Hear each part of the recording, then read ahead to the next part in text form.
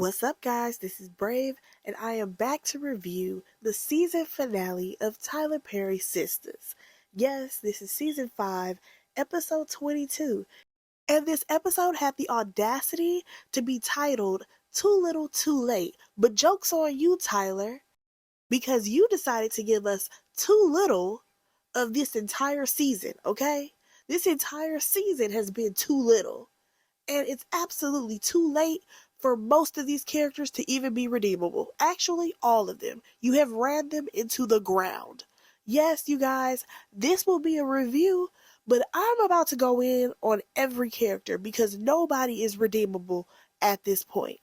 I mean, I have never seen a show where every character is piss poor the way this show has been written. It blows my mind. So I'm going to tell y'all now, you might want to go ahead, hit that like button, hit the follow, because your girl is going to let loose on every character. Let's go ahead and jump right on into the episode though, right?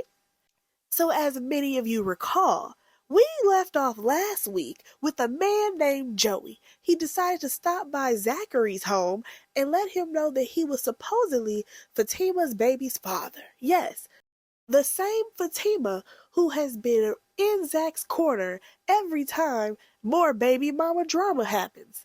The same Fatima who has been telling Zachary that he needs to go ahead and pay his baby mamas out. She's been supportive of all of this. Yeah, that same girl is supposed to have a 9-year-old child.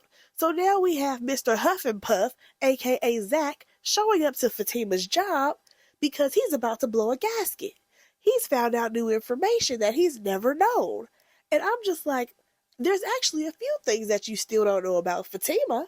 And hopefully that will be explored on Zatima, but I highly doubt it. Thanks, Tyler. Now, he goes to her office and he's like, is this something that you're not telling me? Is this something you're not telling me? And she's like, Zach, you know everything. Let's just go to lunch. So when he tells her that this man has showed up, telling him about this baby, she's hella nonchalant, like, yeah, whatever, let's still go to lunch. I just didn't like that child, or whatever she was saying. First off, this scene ran way too long, okay? Scene ran way too long. I said, oh, I know this got to be a joke. Of course, and that's what it was. Because after them going back and forth for 5 minutes, he finally catches on that this was all a joke. This was all a prank. Ha ha, Zach, now you see how it feels. I'm sorry. Last time I checked, he didn't know them kids was his either. So, I'm not understanding how this was supposed to be a prank. There is no way that you're going to tell me that a woman like Fatima, who has been in this man's corner this entire time through all the baby drama, the baby mama drama, is going to try to pull a prank, especially on the heels of what has happened within the past 5 episodes. Tyler, stop playing with me. There is no way that you're going to tell me that Fatima is going to sit up here and find some random man to be like, hey, come pretend to be my baby daddy so I can go play a prank on my fiance. What? That is petty, childish. It makes no sense at her big age. Now, like I said, on the heels of all the foolishness that they just went through. First off, you have Heather about to sue this man because she wants half of everything Zach has. Then, on top of that, you also have Karen, who Zach just rolled up on, had a whole fist fight with Aaron. He practically put his hands on Karen. Oh, there's a lot to unpack here. But this is not the time for her to be sitting up here playing a prank on him. Especially considering she thought she was about to leave him just yesterday because she thought he was cheating on her with his ex. Remember that? So you mean to tell me Fatima had time to worry about all of that, and then on top of that say, let's go ahead and play a prank. Tyler, get the out of here. Now, circling back to the scene, the thing that got me was the fact that once Zach realized what was actually happening in this moment, Fatima was like, see, now you see how it feels. It doesn't feel too good, does it? And I'm just like, here's the thing. Why can't we actually have Fatima and Zach have a real conversation? And what I mean by a real conversation, I mean actual vulnerability from Fatima. we hardly ever see her be vulnerable. There is no way you're going to tell me that this woman has gone on day after day after day, finding out new information and more drama from Karen and Heather and the neighbor next door and whoever else that pops up in Zach's life to be some type of threat to her, who tries to add more drama into their life. There's no way she's going to take that day in, day out and not have a breakdown, a moment where she has to release and cry. Because I'm sorry, let's be for real, for real. The way that we have watched this show, y'all, because you already know this runs like a soap opera. It has been every day. Fatima has gotten more drama from Zach and his shenanigans with the women that he has previously been involved with or the women that he knows. I just personally feel like this should have been the season that we at least saw a moment where Fatima had to have a sit down with Zach and she had to be upfront and honest about how she really feels about every day hearing news about his baby mama drama, his this, his that. Because at the end of the day, this whole thing has been circled around Zach and his baby mama drama. This whole thing. I can't even tell you what's actually going on for Fatima. Fatima has no time to have any personal matters, any personal worries, anything like that, because everything circles around Zach and his foolishness that he has allowed in his life. I'm over that. There should have been a point where Fatima and Zach had a conversation and she has to be honest and be like, you know what, Zach, this is a lot at this point. Because I promise within a 2-week span, probably not even 2 weeks, she has found out that Zach is not only the father of Heather's child, but he is also supposed to be the father of Karen's. That's a lot. Then this man just had a whole fist fight, literally, the night before. Get out of here. Just because you thought that he was cheating on you with his ex, get out of here. I honestly felt like, I feel like I said in one of my previous reviews, Fatima and Zach should have broken up. I'm sorry. There should have been a break between Fatima and Zach to where she said, you know what, Zach? I have to take a break. This has been too much. I need to figure out if I can really handle the amount of things that you have going on. And here's why we should have had that. Because number one, that would have allowed Zach to not have to lean on Fatima to always handle a lot of the things that he should be handling as a grown man. And we're going to get to one of the things that she had to handle later on in this review. But like I said, Zach has not had to grow up. He is still pouting, whining, and throwing tantrums. We have literally seen this man pout and throw a tantrum almost every episode. This is why I'm calling him Mr. Huff and Puff. It's getting out of hand. That's why I feel like they should have broke up. They needed some space. He needs to grow up as a man and get his affairs in order. Now, one thing that I did want to point out was the fact that Zach mentioned that, this was triggering for him because his mom doesn't like him. I feel like that's going to be a situation that is handled on Fatima, and hopefully it will be handled properly. Fingers crossed, Tyler. That's my hope for you. Now, let's go ahead and move along to the next scene on Sistas. Oh, you guys, we are in for a treat. We happen to see that Karen has now exited her salon because, if you can recall, John, aka we know him as Aaron, but Miss Jennifer, the woman who's hooping and hollering outside of the salon, she knows him as John. They are causing a ruckus, okay? And I mean causing an entire scene outside of Karen's salon.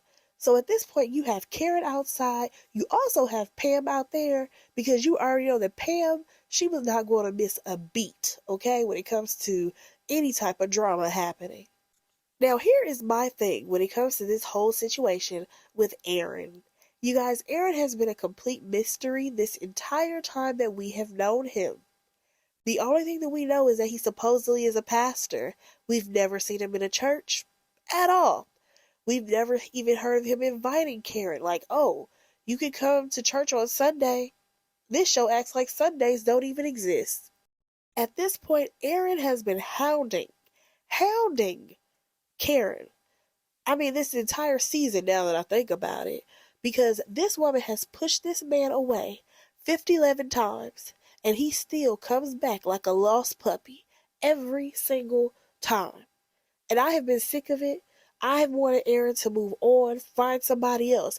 I guess at some point he did, y'all.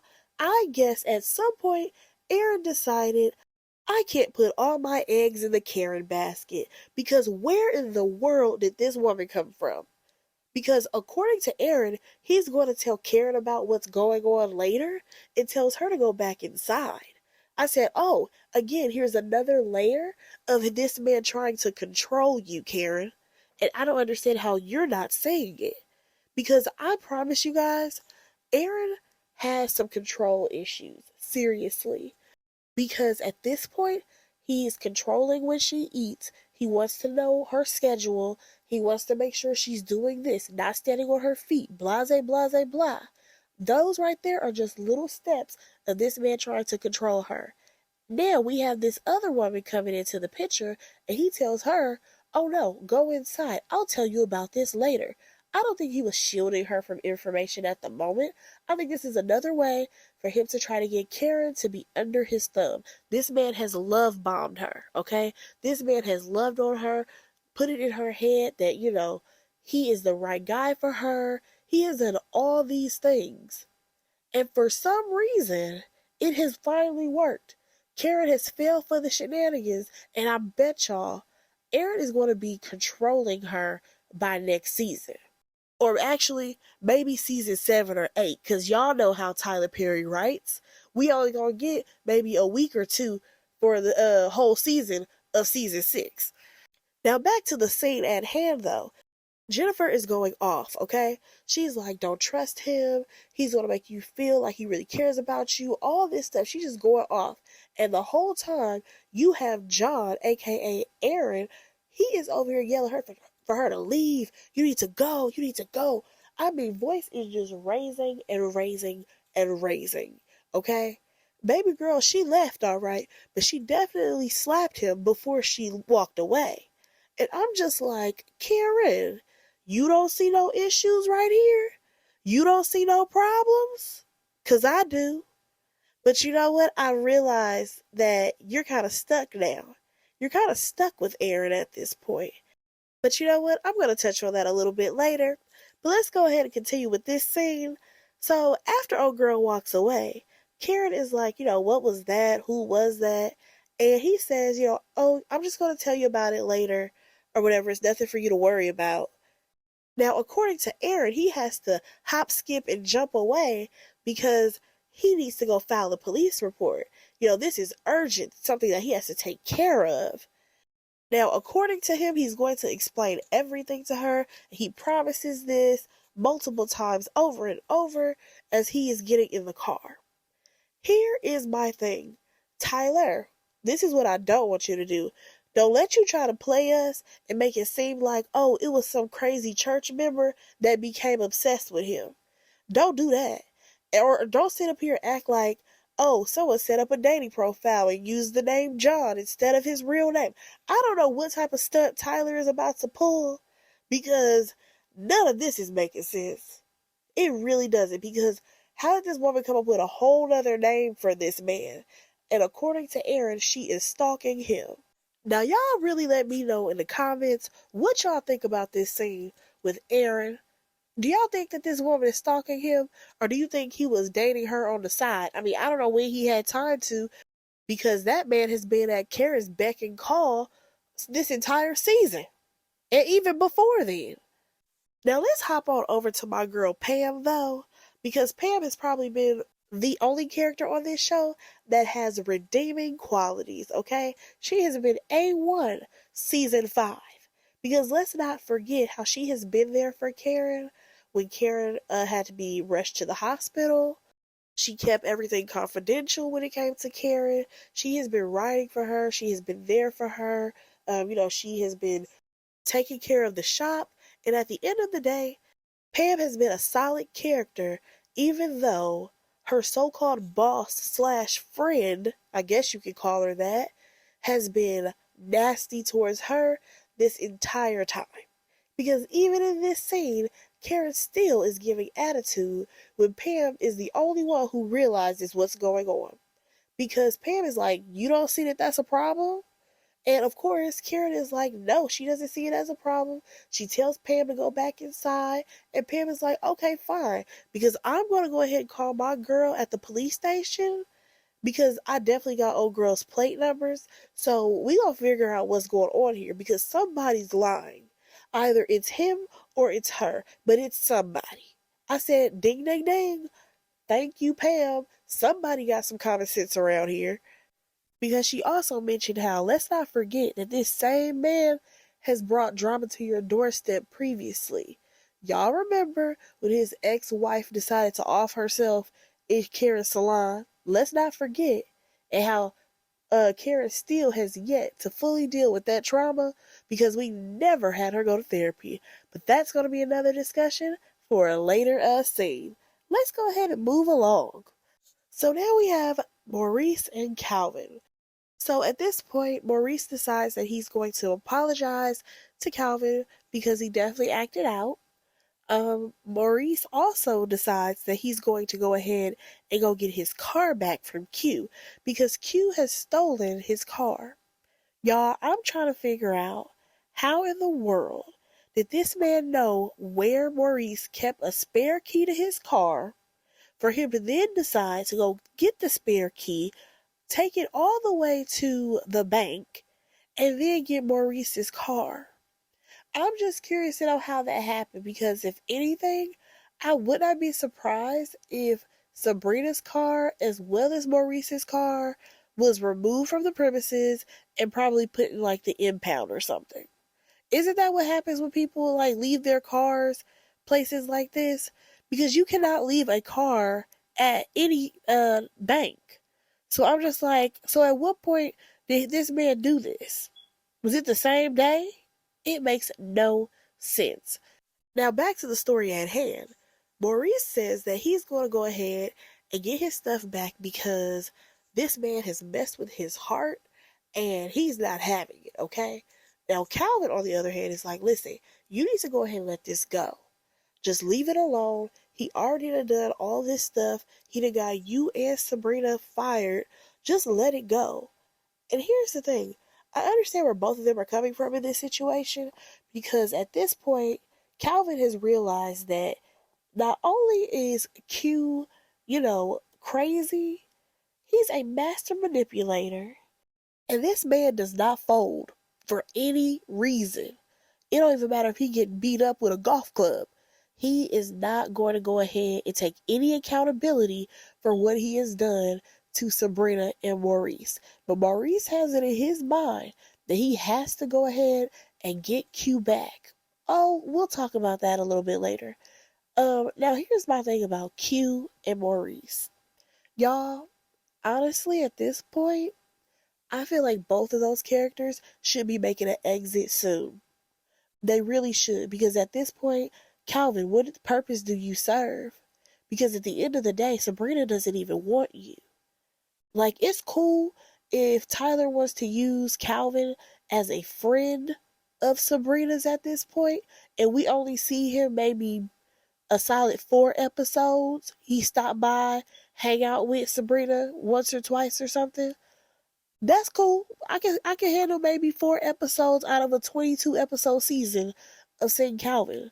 But we do not need to see Calvin all the time. We need to go ahead and let that go. Also, even for Maurice, I can absolutely see Maurice go as well because Maurice has been reckless, especially since he was in jail. I promise y'all, the way that I thought that this season was going to go when it comes to Sabrina and Maurice being in jail is absolutely not how it went.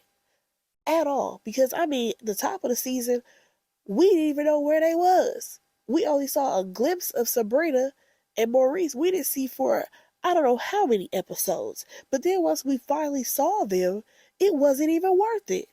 You had Sabrina whining left and right.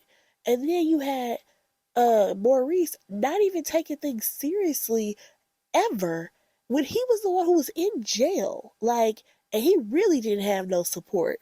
Like, are you kidding me? That was the time, again, we should have saw these characters be vulnerable, okay? Maurice should have been having some type of vulnerability while he was in that jail. Or at least him and Calvin should have been able to have a conversation where he tells Calvin, like, you know what? You don't even want to know the type of things that I saw in jail. Like, I don't want to go back there. Something. We should have got some real moments out of this. But no, we get goofiness out of Calvin. I mean, not Calvin, out of Maurice while he was in jail. And even after. Even with him lashing out at Calvin last episode. And even on this episode. Like, I'm tired of it. Like, we need some real moments on this show. Speaking of real moments, or should I say things that are absolutely ridiculous, but let's go ahead and talk about this foolishness, y'all. We have Hayden and Gary. I am so sick of this storyline. It needs to be dead and gone. The first episode that we come back, I don't want to see them come back into this office ever again. Now, we have had to suffer, you guys, suffer through Hayden and Gary shenanigans for a while now. And this whole conversation where they're trying to boot Robin out makes absolutely no sense to me because I don't even see how they're going to be able to do that. Also, why is Hayden supposedly sending in like official email about how this man is getting booted out when you're just an associate there? You haven't even made partner. They ain't even said you were on track to make partner. Like, what is this? Then on top of that, you guys, throughout this entire scenario when it comes to Hayden, Gary, and Robin, the amount of ego that all these men have is out of control. Out of control. Like the fact that Hayden, who has nothing else better to do than to harass Zach, harass Fatima, now he's coming for Robin for what reason I have no idea. But now he's partnered up with Gary. Gary is over here letting his feelings and emotions for Andy control how he feels about a whole other man who was never even thinking about him. Like, this is stupid. Especially considering the fact that Robin was never even checking for you, even when Andy was messing around with both of y'all. But as we know, Gary likes to treat Andy as a possession, so he was not going to stop until he had full control over Andy and who comes into the penthouse that he paid for. You know, that's one thing that he loves to say. Now, here's the thing. Robin is nowhere to be found, y'all. Robin is MIA. He has left the office way earlier. We haven't seen him since. We did not see him this entire episode. Now, honestly, I hope that Robin is actually meeting with the other partners or whoever who is actually in this deal and that this all backfires on Hayden and Gary. And actually, after all of this is said and done, I want him to go ahead, fire Hayden, as well as fire Andy. Yes, I'm ready for him to fire Andy because there is no way you're going to tell me that this was all just business and he's just supposed to smile in that woman's face when she's sleeping with the enemy. No, she got to go as well.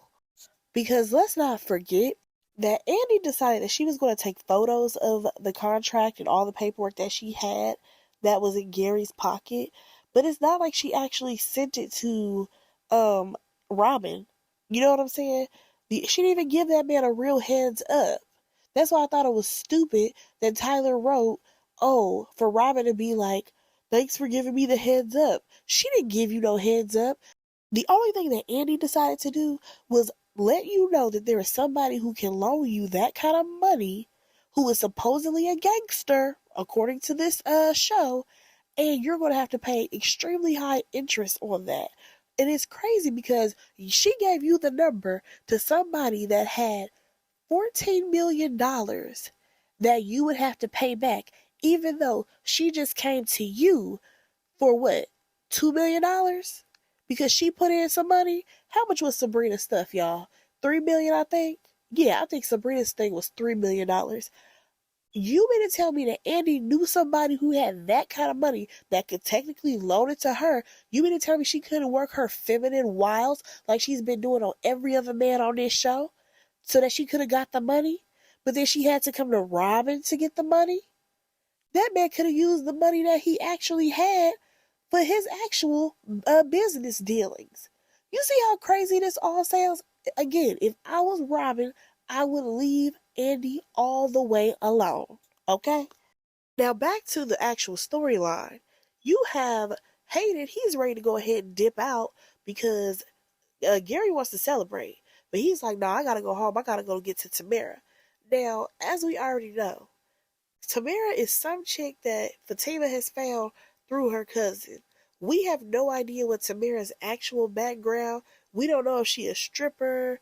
Hell, she could be working at a 7-Eleven. We have no idea where Tamara really even came from.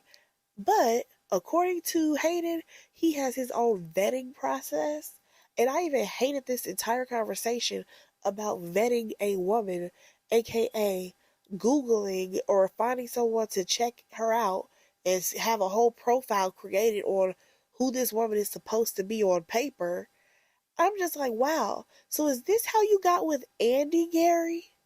Like, did you happen to notice her and be like, oh, let me go ahead and have someone pull up a whole profile on her to make sure she's legit, so she's the right type of woman that I can cheat on my wife with? Is that what we did, Gary? Because it's crazy to me how you have so much judgment for Hayden. Yet your situation with Andy was extremely sloppy, extremely messy, and I think you should be the last one talking about vetting anybody. Oh, please know that at this point, Hayden is another person that I want to ride off into the sunset, y'all. I want Hayden. This has got to be like season 6. We can go ahead and get rid of him. Hayden needs to get fired for sure because we have no purpose for him on this show any longer. He was a great antagonist at one point, but we need to go ahead and let this go because there's no way that Robin is still going to keep this man at this office. And I also don't think that Robin is going to be losing his office. So I think that Hayden can go ahead and prepare to be fired. I think that we can all say our goodbyes to him at the top of season 6. I feel like season 6, episode 1 and 2 should be the last times that we actually see Hayden. But y'all, we will see because Tyler loves to keep characters around who don't need to be any longer. I'm telling you, we can get rid of half of this damn cast. All right, now let's go ahead and slide on over to Gary, y'all, because he ends up seeing Andy in the hallway or wherever he saw her at this damn place. And he's like, oh, am I going to see you tonight? And she's like, oh, I'll call you and let you know. I'm sick of this. I am so sick of the back and forth with Andy and Gary, y'all. It is frustrating to watch. Now, I absolutely have more to say on this, but I'm going to go ahead and hold off a little bit and let's just continue with this scene. Next thing you know, Fatima, she actually ends up walking up. And one thing that I found very strange in this scene is the fact that Andy's like, oh, how's Zach? Girl, you not friends with Zach like that. And let's be for real, for real. You don't ever ask about Zach. So why are you trying to now? Like at this point, are you really trying to prove that you are Fatima's friend and you want to be all in the relationship with her and Zach? Because I don't feel like you really give off that energy. The only reason why you are in the middle of things is because you happen to work with Fatima and you are best friends with Karen.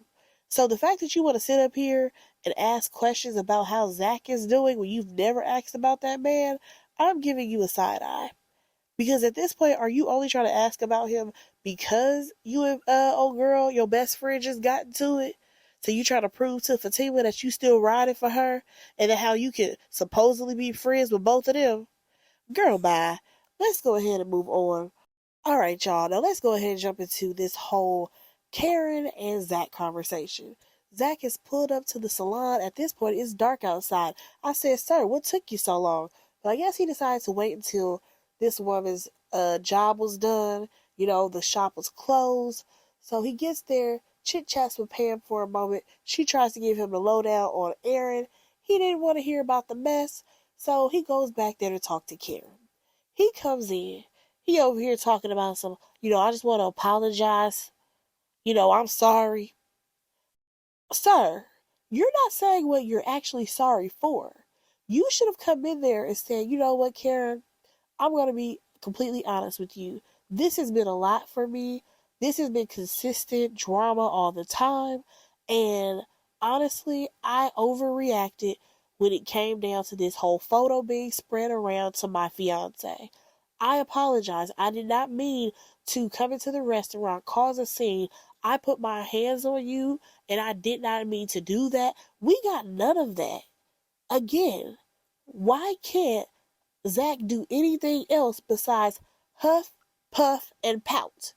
Now, let me go ahead and get into Karen because she decides that, well, I'm going to be the petty baby mama and I'm not going to sign these papers. Now, here's the thing, Tyler, because this is what you decided to write. Didn't she already sign the papers? When Zach was there the last time, she signed them and then she was going to have Andy look over them. Andy looked over the papers and said everything was good to go. Didn't she sign everything? What are we talking about? What papers? What's left for her to sign? And here's my thing about this entire situation when it comes to Karen's side of things. Karen, I get it. You're upset this man, he has stirred up a lot of drama at that restaurant or whatever. But here's the thing. You do have to take a little bit of accountability because you did randomly kiss this man on the cheek when you didn't have to. Let's be honest.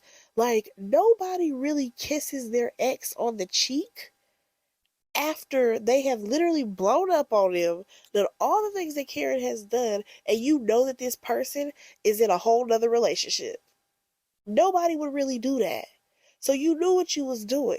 You knew that it was people in that salon who probably knew that you and Zach had drama. That's your ex. You know what I'm saying? People don't think that that's your man. They see Aaron come up in there all the time. So why are you giving this man a kiss on the cheek?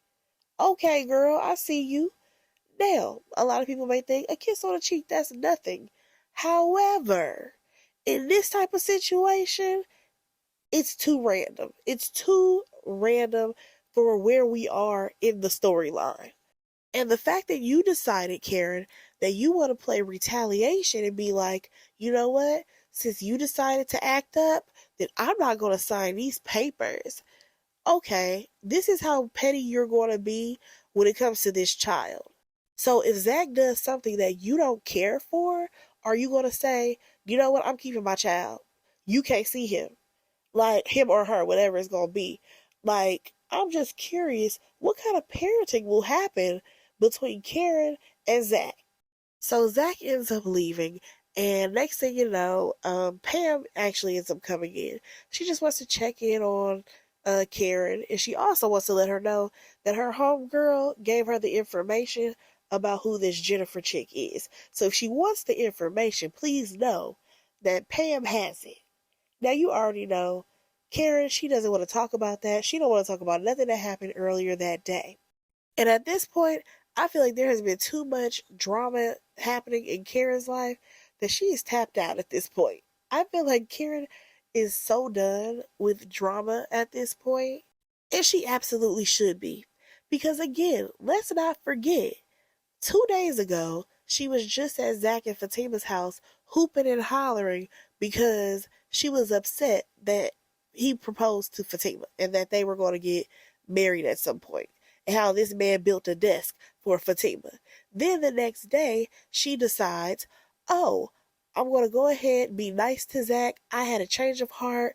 I'm going to act like everything's good, give this man a kiss on the cheek, and send him on his way.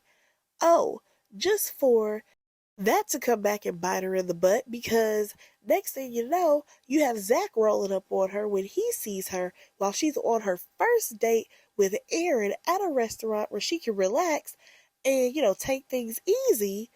Nah, you got your baby daddy or future baby daddy, however you want to word that, in the restaurant, causing a scene, causing a commotion, deciding to go ahead and fight with the man that you're actually on a date with.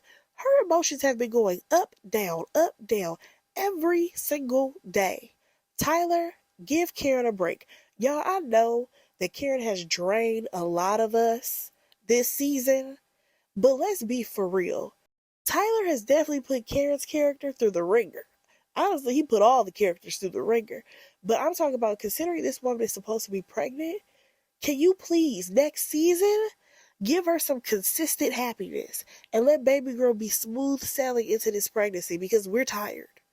We are extremely tired of all the drama that you have her going through. It's like, dude, do you want this woman to miscarry? I don't understand. Now, at this point, um, Pam is telling her like, oh, it's 6 o'clock or whatever, and she's like, oh, I gotta get out of here because she has to go meet up with the girls so that they can go to Dani's house, right? Cool, but she's like, oh, I'm gonna come back and make sure everything's cut off, and Pam's like, you don't have to do that. I know how to do my job or whatever. And honestly, I don't want us to talk about this anymore. I'm sick and tired of the same conversation of Pam not knowing how to cut off curling irons as well as close up the shop. We need something else. Find something else because I'm tired of it. There is no way that Karen needs to keep bothering this woman about sending her videos. We're done. But according to Karen, she is going to circle back to the salon before the night is over. I'm like, all right, whatever. Let's go ahead and move on, y'all. All right, y'all. Now let's go ahead and jump into the scene that we're all here to talk about. And that was the showdown, I guess you could say, of Dani versus the girls. Here we go. First things first. Sabrina, I'm sick and tired of you just using your key to get into everybody's house without knocking. Like, it is so ridiculous the way these women just walk into each other's houses as if it's theirs. Ma'am, you're supposed to use that key in case of an emergency. There is no emergency happening right now. You don't know what Dani could have been doing in her home, number one. Number two, how hard is it for you to knock on her door, ring a doorbell? Are you kidding me? Like, it's one thing if she was to yell, hey, it's open, but no, you just decided to stroll in this woman's house. Keep in mind, she had just been attacked by somebody. You know what I'm saying? Like, you don't just go into people's house like that. Nonetheless, you have her strolling in, and then Dani's like, oh, I guess you called the others as well. And then here comes Andy and Karen, of course. Now, this one got me. Why did Andy say, where the drinks at? Drinks? I don't think this is a conversation that needs alcohol, ma'am. Your day at work was not that hard. Why do you need a drink right now? And then on top of that, the way she said, where are the drinks, as if Dani knew they were coming over. As if Dani knew that these women were supposed to show up. So she should have had drinks and a charcuterie board laid out for their arrival. Now keep in mind, Dani already knows why they are here. She can feel the vibe. And what got me is that Andy came in on some BS, especially when she was like, how are you doing, Daniela? I'm just like, oh, here we go. We're starting it up. So I feel like when Karen asked Dani, how is she? She didn't have no malice or anything behind it. She genuinely asked, how are you? And Dani replied, oh, I should be asking you that. You're the one that's with child. All right, fine. That's fair. Here comes Andy yet again, here to take another dig. Oh, well, I wonder if you're with child since your recent activities. Ma'am, you should be the last one talking about anyone possibly being pregnant when you just stop hopping bed to bed. Girl, cut it out. So at this point, Andy decides she's going to call Dani out for sleeping with Q. And Dani has a point. She did not know that this was the same Q, partially because as we have watched this show, and everybody has said in their reviews, in our comments, as we are yelling at the TV, why hasn't Sabrina told Dani Q's name? That woman never said Q, Quincy, anything that had to do with that man's name. So how was she supposed to know that it was him? Also, Tyler, the name Q and Quincy can be very common for black men in that age range. So I need for them to stop acting like, oh, there's a guy named Q it could possibly be the same guy. Actually, no. There's a chance that it's not the same guy. So I cannot fault Dani for sleeping with Q at this point. Was it a dumb decision? Absolutely. Because number one, he's her coworker. She doesn't know him like that. And of course, we know that this is a bad man, but I'm saying just the optics of you meeting a man who works with you. You know he has an ankle monitor on, so something ain't right in that vicinity. Like, you barely know him. Why did you invite him to your home, especially once you had already had this situation happen with Jonah? Yes, you can do whatever you want, Dani, but let's be for real. The optics look crazy. Now, again, circling back to the guy's name being Q, what's crazy to me is that if y'all can recall when the girls were in the grocery store and Fatima was in the grocery store and they happened to mention Zach's name and she was like, Zach, oh, I talked to somebody named Zach.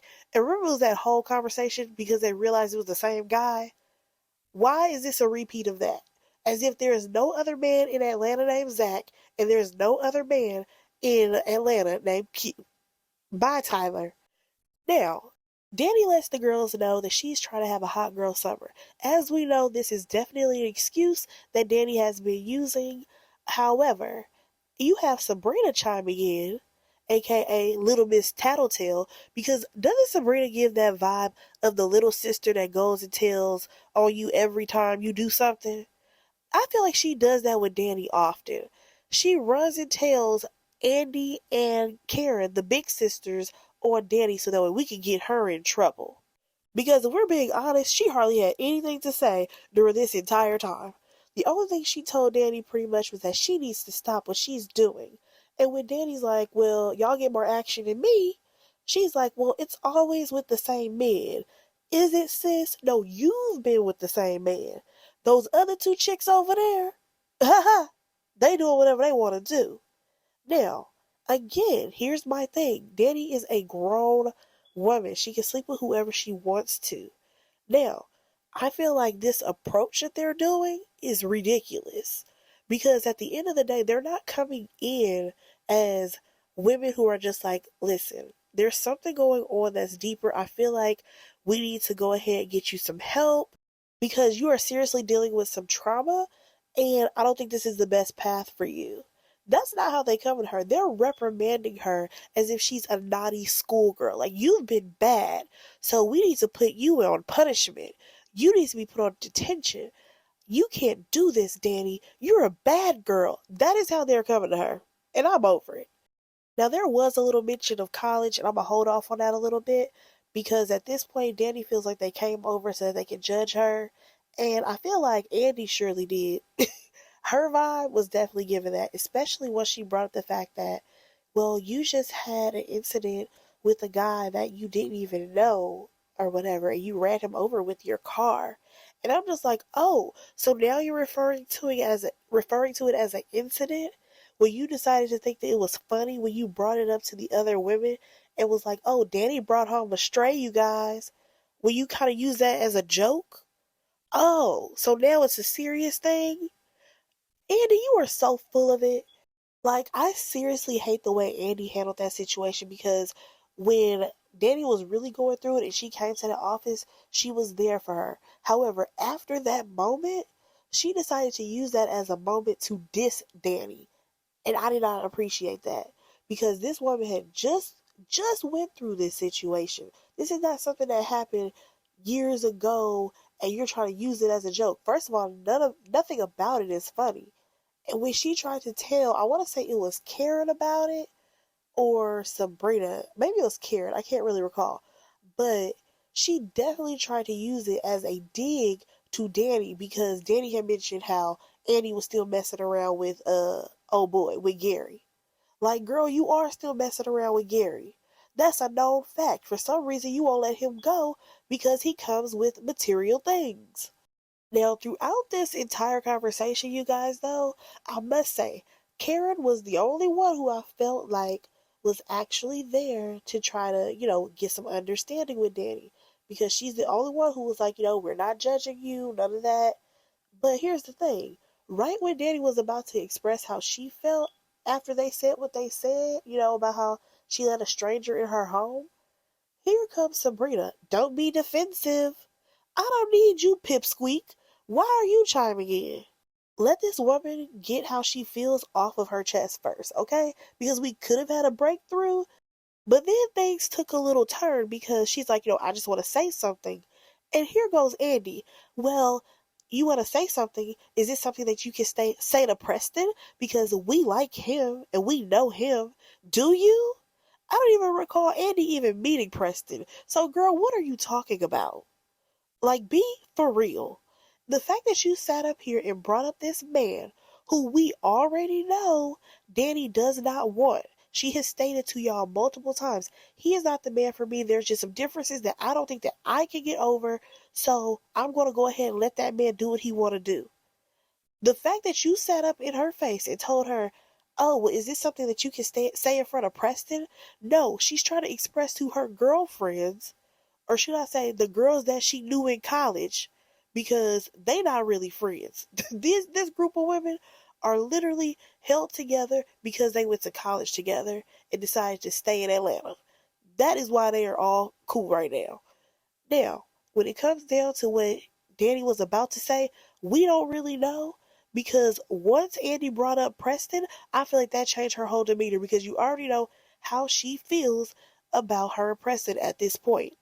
So now she has that on her mind, and she's like, oh, but wait, it's crazy because we didn't like Gary, and you're still talking with him. You're still with this man, and no lies were told. Andy, you have your nerve to sit up here and try to throw stones at somebody when you are literally laying with your worst enemy. Are you kidding me right now? So when she brings this up, of course, Andy's like, oh, we're not talking about that. That's different. Is it? Because you decided to open your legs for a Bentley? You decided to keep your legs open for a penthouse? And because he got you designer bags? Really, girl? Oh, I get it. It's because Gary has money. That's the difference. Cool. So at this point, Dani, I feel like she's starting to feel defeated.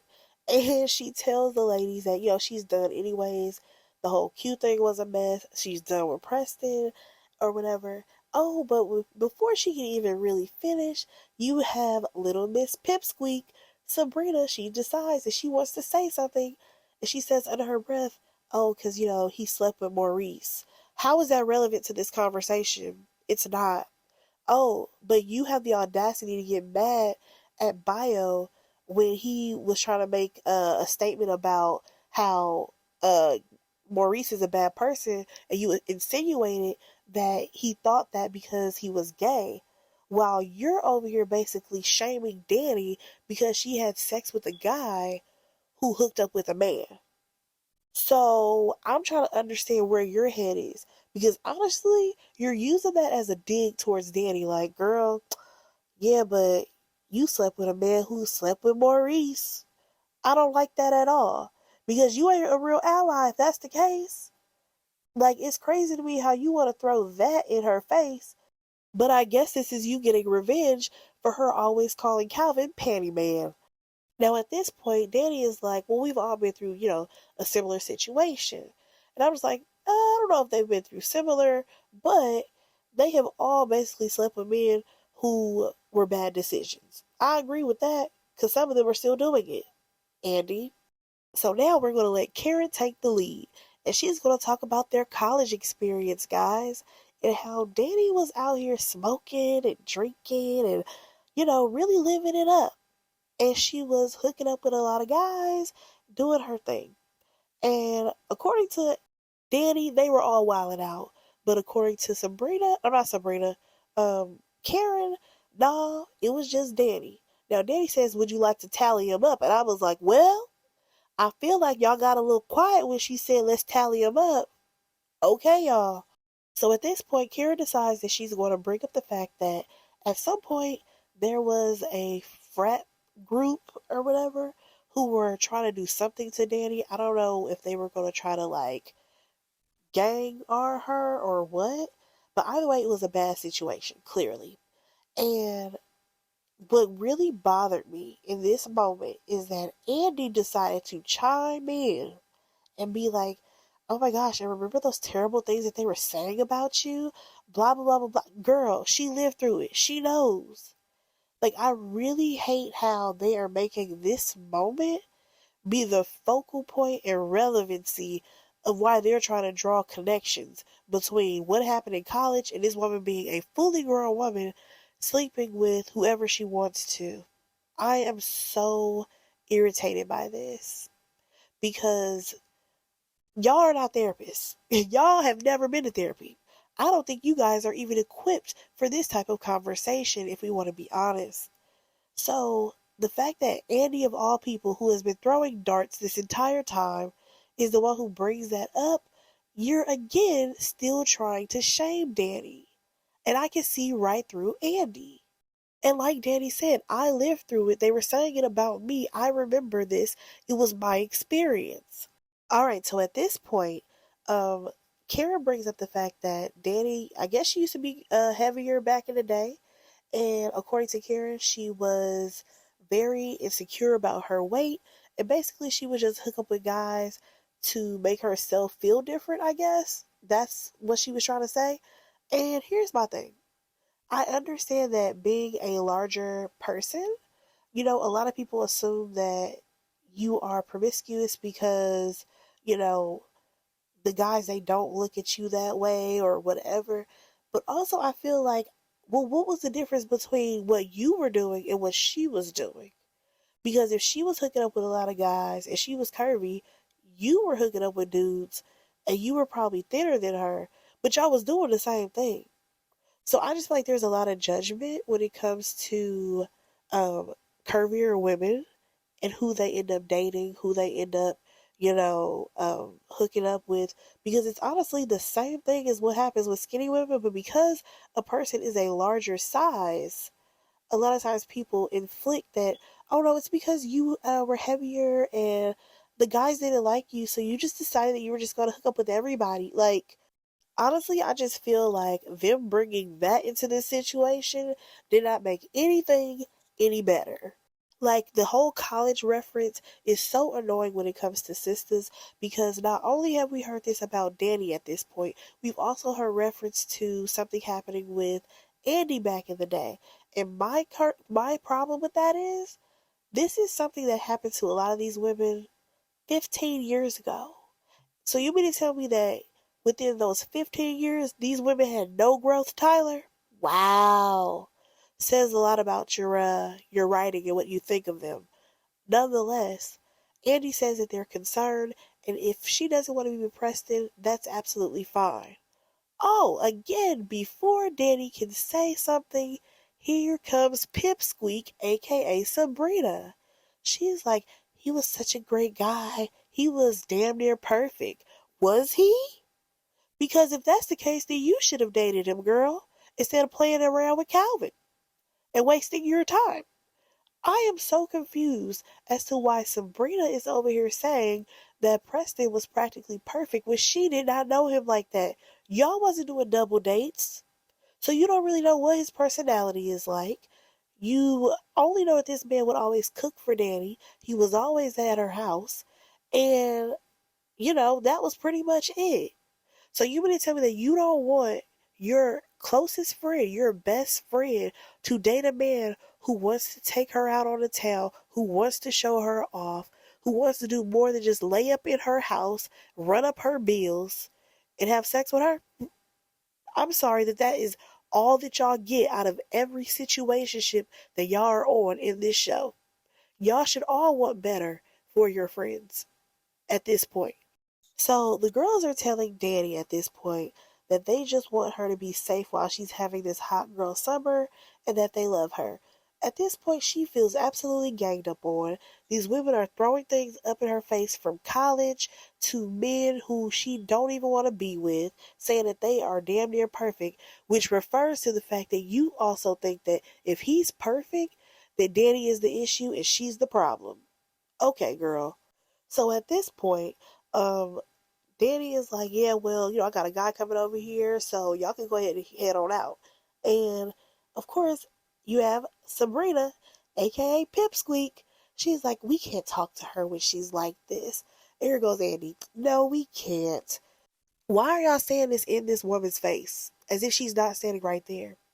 Now, at this point, I feel like Dani was ready for them to leave. She was over the situation, and she had every right to do what she was about to do. And that was go in on every last one of these broads. Because they have sat in her face, said everything that they wanted to say, and did not even let her fully explain everything that she has going on, how she feels emotionally, and what she needs from them as a friend. So at this point, she decided to go ahead and run them back a few cliff notes about themselves, okay? So she starts off with little Miss Andy, and how Andy decided to date a married man, how his wife was crazy, how Gary almost killed the wife, all that foolishness. But I'm just like, you know what, Dani? You could have went a little bit further. You could have went a little bit harder. It was like, remember when your apartment was seized and how all your accounts was frozen? And remember that's the same man who decided to kidnap you, tried to break your ribs or bruise your ribs, all of that foolishness? You don't remember, Andy, but you still over there popping your for a rich nigga? Okay, girl. I mean, at this point, she even mentioned Paris as well as Robin, and I'm just like, girl, we could have went in on that too, if you want to be honest.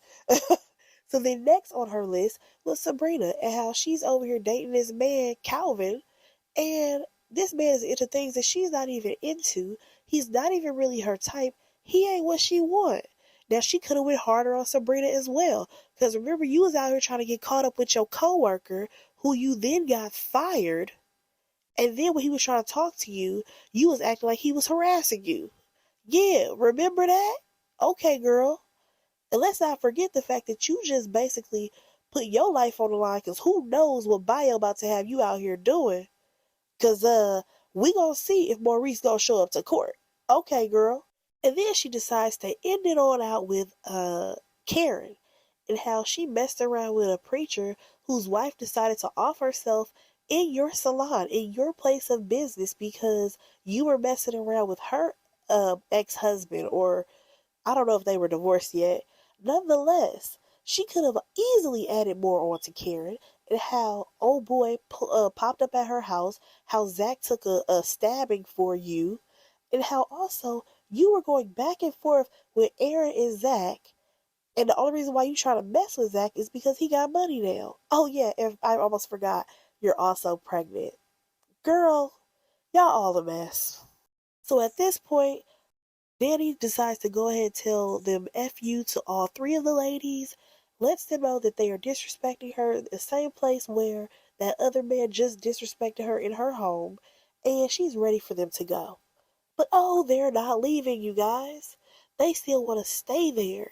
So who decides to leave? Dani. Dani actually ends up leaving her home.